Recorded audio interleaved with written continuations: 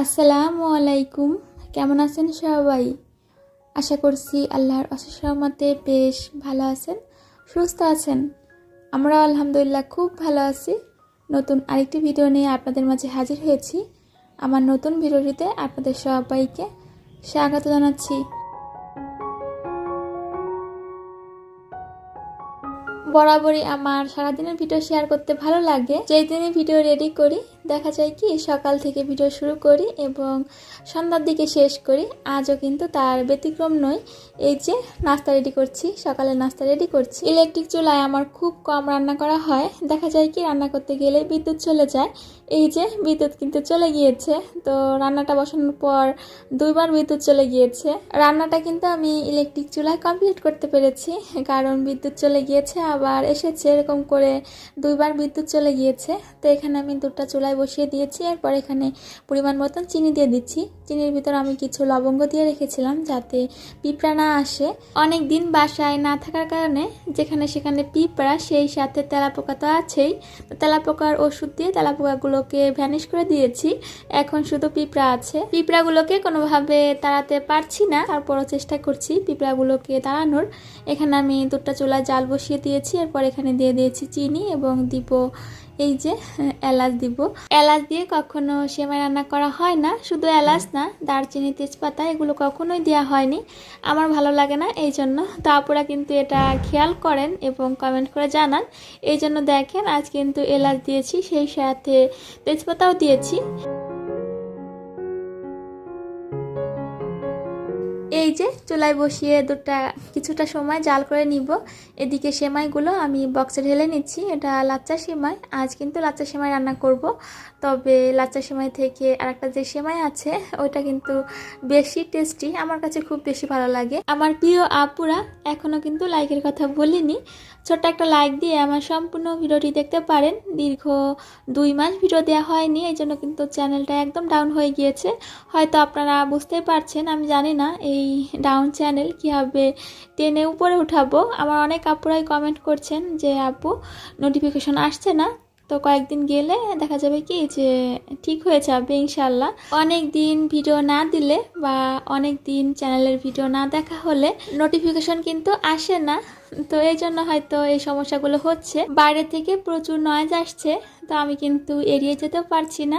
ভিডিওতে এটা আসবেই। দেখা যায় কি অন্য দিন রাতে ভয়েস দিয়ে ফেলি, আজ কিন্তু দেইনি, ইচ্ছা ছিল ভিডিও দেব না। তারপরেও এই যে সকাল সকাল এটা মনে করে যে চ্যানেলটা তো এমনিতেই ডাউন হয়ে গিয়েছে, ভিডিও না দিলে আর অবস্থা খারাপ হয়ে যাবে। ভিডিও রেডি করছি। এখন দেশের বর্তমান পরিস্থিতি কি অবস্থায় আছে সবাই জানেন। খবরগুলো দেখে মন মানসিকতা একটুও ভালো থাকে না। এই অবস্থায় ভিডিও দিতেও ইচ্ছা করে না। তাছাড়া নেটের প্রচুর সমস্যা, আমাদের এখানে তো নেটের অনেক বেশি সমস্যা হচ্ছে। এত বেশি নেট সমস্যা, জানি না এখন যে ভিডিও রেডি করছি আপলোড দিতে পারবো কিনা। দুধটা তো জাল করে রেখেছিলাম, ফুটান্ত গরম দুধে আমি কখনো লাচ্চা সেমাই দেই না, এটা টেস্টটা মনে হয় যে ঠিকঠাক আসে না। তো গরমটা কিন্তু এখন কম আছে, মানে হালকা তাপমাত্রা আছে দুধের। তো এই অবস্থায় আমি উপর দিয়ে কিছু লাচ্চা সেমাই ছড়িয়ে দিয়েছি। তো এই তো আমার কিন্তু সেমাই রান্না কমপ্লিট। আটা দিয়ে ব্যাটার রেডি করে নিয়েছি। হয়তো ব্যাটার রেডি করা দেখে আমার আপুরা বুঝতে পেরেছেন যে আজ কি তৈরি করব, গোলা রুটি তৈরি করব। তো এটা কিন্তু ছেলেই বলে দিয়েছে। সেমাই রান্না করেছি নিজের পছন্দ মতন, সেই সাথে গোলা রুটি। অনেকেই জানতে চান আমার এই গোলা রুটি তৈরি করা দেখে টেস্ট কিরকম। আমার যেহেতু খুব বেশি গোলা রুটি তৈরি করা হয় এই জন্য কিন্তু কমেন্টটাও খুব বেশি আসে। তবে আমার কাছে মনে হয় যে এই কমেন্টটা না করে যদি আপুরা নিজেরাই তৈরি করে একদিন দেখেন কিরকম টেস্ট, তাহলে হয়তো খুব বেশি ভালো হয়। সবার পছন্দ কিন্তু এক হয় না। সাধারণত আমরা যে আটা সিদ্ধ করে রুটি তৈরি করে থাকি সেই রুটির সাথে এই রুটির তুলনা কখনোই করা যাবে না। এটা হচ্ছে আটা গলিয়ে তারপর তৈরি করা। রুটিগুলো অনেক বেশি সফট হয়, আমার ছেলে খুব বেশি পছন্দ করে, এই জন্য কিন্তু বানানো হয়। তাছাড়া সকালে উঠে বেলাবেলি ঝামেলা করতে হয় না, বেলাবেলি ঝামেলা ছাড়াই সকালে নাস্তা রেডি করতে পারি। ছেলেও পছন্দ করে, এই জন্য কিন্তু আমার কাছে মনে হয় যে সকালের নাস্তায় ফাঁকিবাজি খাবার হিসাবে এটাই বেস্ট আমার কাছে। অল্প সময়ে রুটিগুলো তৈরি করা যায় একদিকে রুটি তৈরি করছি, অন্যদিকে ডিমগুলো আমি পানিতে ভিজিয়ে রেখেছিলাম। এখন ডিমগুলো ক্লিন করে নিচ্ছি। তো এভাবেই কিন্তু একটা কাজের মাঝে অন্য একটা কাজ করতে হয়, তাহলে অল্প সময়ের ভিতরে অনেকগুলো কাজ করা হয়ে যায়। শুধু ডিম ক্লিন করা না, অনেক কাজই কিন্তু এভাবে করে থাকি। যে বাটি এবং প্লেট জমেছিল সেগুলো কিন্তু ক্লিন করে ফেলেছি। এদিকে আমি এক এক করে সবগুলো রুটি তৈরি করে নিচ্ছি। রুটি কিন্তু তৈরি হচ্ছে তার মতন। আর অন্যদিকে আমি রান্নাঘরের যেই কাজগুলো ছিল সবগুলো করে ফেলেছি। সকালের নাস্তা রেডি করে নিয়েছি, সেই সাথে রান্নাঘরের কাজগুলোও কমপ্লিট করে ফেলেছি। এখন শুধু নাস্তা রেডি হলেই আমরা নাস্তা করে নিব। তো এখানে একটা ডিম পোস্ট করে নিচ্ছি, সেমাই সেই সাথে ডিম পোস্ট করে নিয়েছি এবং গোলা রুটি, এগুলোই আমাদের আজকে সকালের নাস্তা। তো এখানে আমি সামান্য পরিমাণে লবণ ছিটিয়ে দিয়েছি, সেই সাথে ডিমের কুসুমটা আমি ফাটিয়ে নিয়েছি। এই তো আমাদের কিন্তু ডিম ভাজিও কমপ্লিট।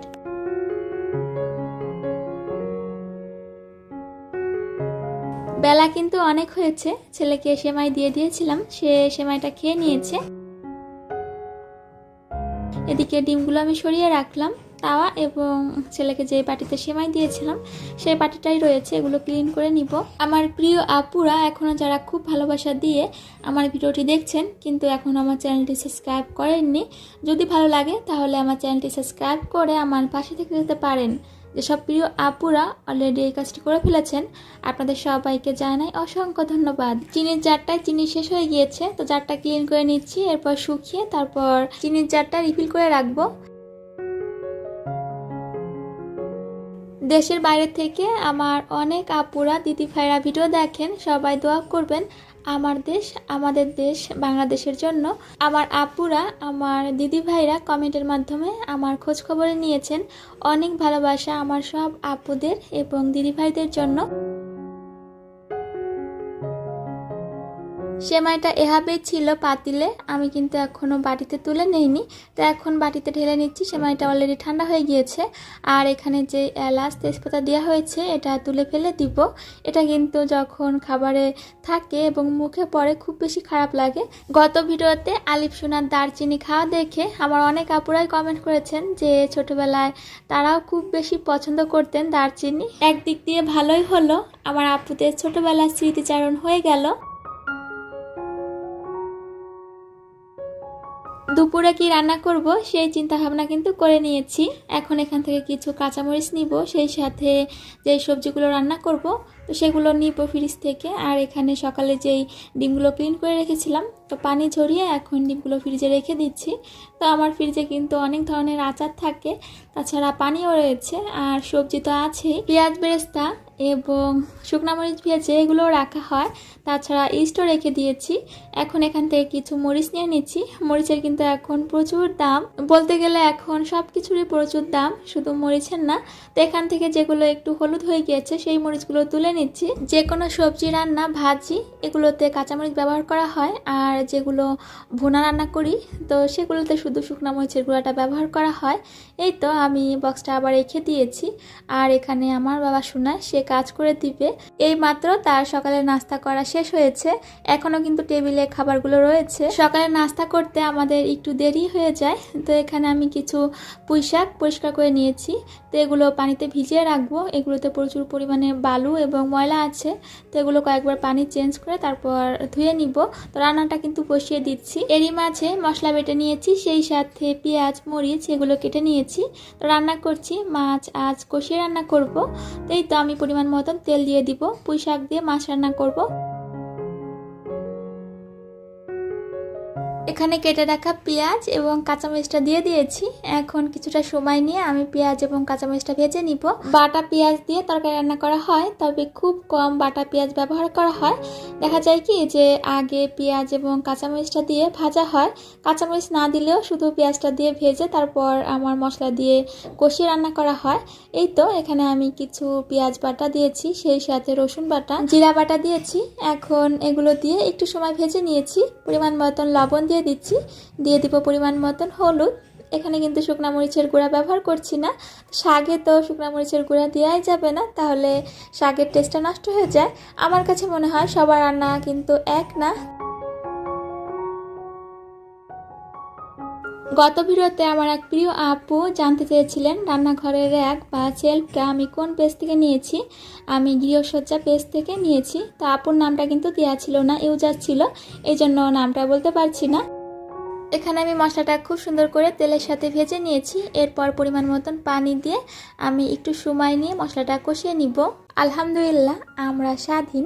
নতুন করে দ্বিতীয়বারের মতন দেশটা স্বাধীন হলো। নতুন একটা সুন্দর সকালের সূচনা হলো। প্রথম যে ভিডিওটুকু দেখেছেন সেটা কিন্তু আমি গত দিন ভয়েস দিয়েছি। তো ভিডিওটা আর আপলোড করা হয়নি, কারণ কিছুটা বাকি ছিল ভয়েস দেওয়া। তো আজ স্বাধীন দেশে বসে বাকি ভিডিওটুকুতে ভয়েস দিয়ে তারপর আপলোড দিব।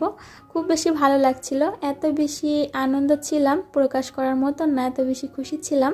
সেই জন্য কিন্তু ভিডিও শিডিউল থাকার পরেও আমার ভিডিও আপলোড দেওয়া হয়নি, রেডি করতে পারিনি ভিডিও।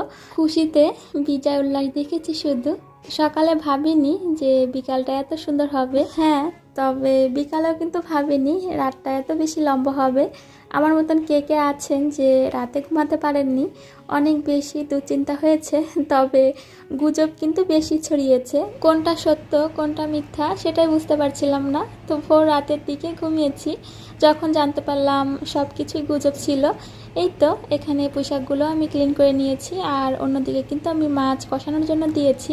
তবে একটা জিনিস খুব বেশি খারাপ লেগেছে, গতকাল যেভাবে গণভবনে লুটপাট চলেছে, তাছাড়া বিভিন্ন জায়গায় যে রাষ্ট্রীয় ভবনগুলো আছে সেগুলোতে আগুন দেওয়া হয়েছে। তো এসব খবর দেখেও কিন্তু খারাপ লেগেছে।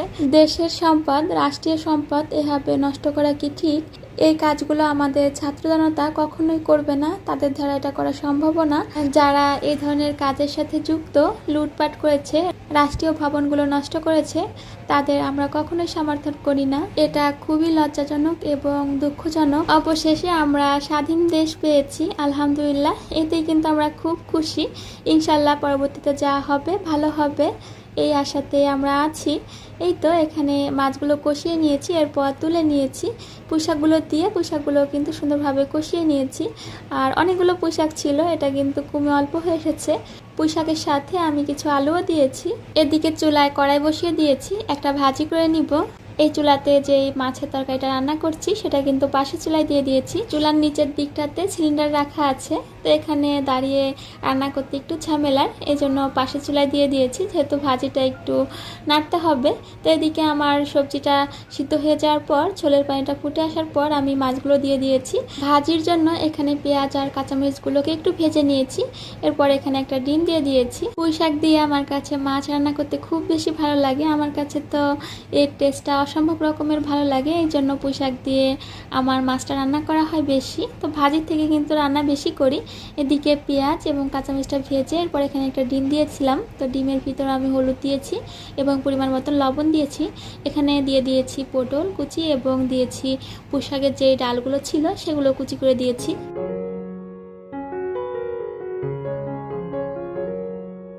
মাছ এবং পুঁই শাকের ঝোল রান্নাটা কিন্তু কমপ্লিট। এখন বাটিতে তুলে নিব। এখন প্রিয় আপুরা বলেন, কোন কোন আপুরা ভয়েজের মাঝে বাড়তি নয় শুনে বিরক্ত হচ্ছেন, ক্ষমা সুন্দর দৃষ্টিতে দেখবেন আমার প্রিয় আপুরা। এরই মাঝে ভাত রান্না করে নিয়েছি, তরকারিটা তো হয়ে গিয়েছে, এখন শুধু ভাজিটা বাকি আছে। মায়ের বাসায় যখন গিয়েছিলাম তখন আম্মুকে দেখেছিলাম এভাবে পটল এবং পুঁই শাকের ডালগুলো দিয়ে ডিম দিয়ে ভাজি করতে, তো আমার কাছে অসম্ভব রকমের ভালো লেগেছিল। এখন এই যে বাসায় এসে নিজেই এভাবে ভাজি করছি, তবে মায়ের মতন আর সেরকম টেস্ট আসবে না। যেরকম টেস্ট হয়েছিল আলহামদুলিল্লাহ ভালো হয়েছিল। এদিকে ভাজিটা হয়ে গিয়েছে, এখন বাটিতে তুলে নিচ্ছি। তো রান্না বান্না করার পর রান্নাঘর ক্লিন করা বড় ধরনের একটা কাজ, এটা তো করতে হবে, সেই কাজটাও কিন্তু করে নিয়েছি। দুপুরে রান্না বান্না কমপ্লিট হয়ে যাওয়ার পর বাসার আর কোনো কাজ থাকে না। এরপরে যেই সময়টুকু পাই, এই সময়টুকু একান্ত আমার নিজের জন্য দেই। দুপুরে খাওয়া দাওয়ার পর কিছুটা সময় পার হয়েছে, সেই সময়টুকুতে রেস্ট নিয়েছি। আমার ছোট্ট বাবা সোনার সাথে সময় কাটিয়েছি। তার খেলাধুলা, তার দুষ্টুমি এগুলো তো আছেই। সংসারের জন্য কিছু কেনাকাটা করা হয়েছিল, তো সেগুলো আমি ভাবলাম যে এখন আমার আপুদের সাথে শেয়ার করি। এগুলো কিন্তু অনেক আগে কেনাকাটা করা হয়েছে, তবে ব্যবহার করা হয়নি। তো সেভাবে আছে, তো প্রয়োজন পড়েনি, এই জন্য কিন্তু ব্যবহার হয়নি। এই যে এখানে একটা মেজারমেন্ট কাপ নিয়েছি, সেই সাথে কয়েকটা বাটি এবং হাফ প্লেট নিয়েছি, সাথে কয়েকটা চামচ এবং হ্যান্ড উইক্স নিয়েছি একটা। এই তো এগুলোই কেনাকাটা। নিজের সংসারের জন্য কেনাকাটা করতে প্রতিটা মেয়ের ভালো লাগে। যাদের সংসার আছে তাদের কথা বলছি। আমার ছেলেটার এই মেজারমেন্ট কাপটা খুব বেশি পছন্দের। এখানে মাঝারি সাইজের একটা বাটি নিয়েছি, সেই সাথে 3টা প্লেট, হাফ প্লেট ছিল। এগুলো নাস্তার জন্য ভালো হবে এই জন্য নিয়েছি। তো 3জন লোক সংখ্যা বাসায়, সেই জন্য কিন্তু 3টা প্লেট নেওয়া হয়েছে। তো এখান থেকে 2টা ব্যবহার করা হবে আর একটা থাকবে, যেহেতু আলিপের বাবা থাকেন না সেই জন্য বলছি। তাহমিনা আইডি থেকে আমার এক প্রিয় আপু গত ভিডিওতে কমেন্ট করেছিলেন। আপুর মেয়ের নাম হচ্ছে তাহমিনা। তো আপু বলেছিলেন যে তাহমিনা অনেক বেশি দুষ্টু হয়েছে, এখন একটু বড় হয়েছে এই জন্য। তো এই জন্য আপু আমার ভিডিও দেখতে দেরি করেন। তো সমস্যা নেই আপু, আমার প্রিয় আপু অনেক ভালোবাসা দিয়ে আমার ভিডিও দেখেন। অনেক আদর, অনেক ভালোবাসা রইল তাহমিনা শোনার জন্য। তাছাড়া আপু আরও বলেছিলেন আলিফ সোনার পুরো নাম কি। আলিফ সোনার পুরো নাম হচ্ছে মাইমুন হাসান নেহাল। এখানে কিন্তু আলিফ নেই। আলিফ সোনার দাদু বাড়ি থেকে সবাই ভালোবেসে তাকে আলিফ বলে ডাকে এবং নানু বাড়ি থেকে তাকে মাইমুন বলে ডাকে। এখানে একটা কাচের পানির জার নেওয়া হয়েছে রেগুলার ব্যবহারের জন্য।